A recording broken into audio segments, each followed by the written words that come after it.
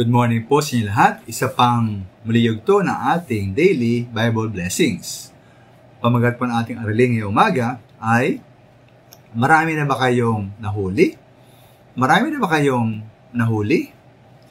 Sa Lucas po chapter 5 ng Biblia ay ating makikita roon kung paano tinawag ng ating Panginoong Hesus sila Simon Pedro at magkapatid na Santiago at Juan pang mga mangingisda upang kanyang maging mga alagad.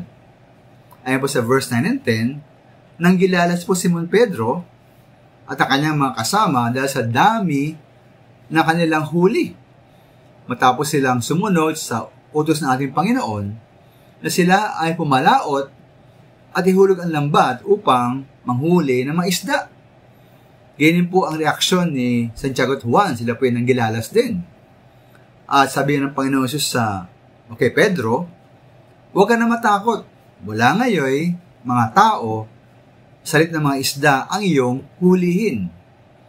Ay nga po sa verse 11, na may tabi na nila ang mga bangka sa pangpang, iniwan nila ang lahat at sila po'y sumunod sa ating Panginoon Hesus. Ngayon po sa ating pong sarili-sarili mga kanya-kanyang mga trabaho, negosyo at profesyon, may kanya-kanyang mga inuhuli, di po ba? O ang pulis, inuhuli yung mga kriminal. Kung doktor ka, huliin mo yung sakit ng pasyente mo para puksain.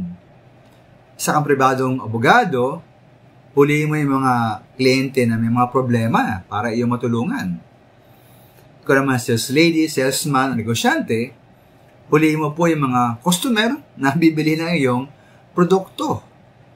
Kung may politiko, huliin mo yung mga boto.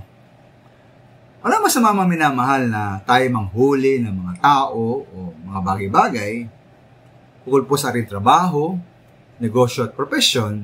Ngunit minamahal, nawa ating huwag kaligtaan, ating tungkulin na manghuli ng mga kaluluwa para po sa ating Panginoon.